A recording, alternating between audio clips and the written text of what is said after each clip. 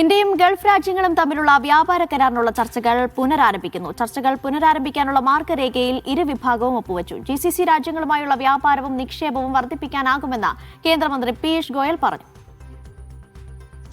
യൂറോപ്പിനും അമേരിക്കയ്ക്കും പിന്നാലെയാണ് ഗൾഫ് രാജ്യങ്ങളുമായി വ്യാപാര കരാർ ഒപ്പിടാൻ ഇന്ത്യ ഒരുങ്ങുന്നത്. വർഷങ്ങൾക്ക് മുൻപ് മുടങ്ങിയ ചർച്ചകളാണ് ഇപ്പോൾ പുനരാരംഭിക്കുന്നത്. ഡൽഹിയിൽ നടന്ന ചടങ്ങിൽ കേന്ദ്ര വാണിജ്യമന്ത്രി Piyush Goyal, GCC negotiator doctor Raja Al Marzooqi എന്നിവരുടെ സാന്നിധ്യത്തിലാണ് ടേംസ് ഓഫ് റെഫറൻസിൽ ഒപ്പുവച്ചത്. നിർദ്ദിഷ്ട വ്യാപാര കരാറിൽ ചർച്ച ചെയ്യേണ്ട വിഷയങ്ങളും പ്രവർത്തന രീതികളുമാണ് മാർഗരേഖയിലുള്ളത്.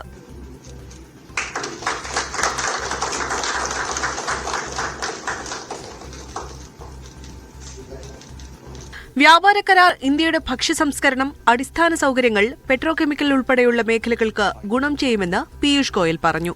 നിലവിൽ ഇന്ത്യയും GCCയും തമ്മിൽ $170 ബില്യൺ വ്യാപാരം നടക്കുന്നുണ്ടെന്നും അദ്ദേഹം പറഞ്ഞു. We already have a very robust, nearly 179 billion bilateral trade between the GCC countries and India. I believe a number of products and services required by the GCC countries can be provided by our young, very talented and skilled Indians. 6 GCC രാജ്യങ്ങളിൽ UAEയുമായും ഒമാനുമായും ഇന്ത്യക്ക് നിലവിൽ വ്യാപാര കരാറുകളുണ്ട്. ഖത്തറുമായും Saudi അറേബ്യയുമായും ചർച്ചകൾ നടക്കുന്നുമുണ്ട്. Crude oil, പ്രകൃതിവാതകം തുടങ്ങിയ ഉൽപ്പന്നങ്ങളാണ് Gulf രാജ്യങ്ങളിൽ നിന്ന് India വാങ്ങുന്നത്.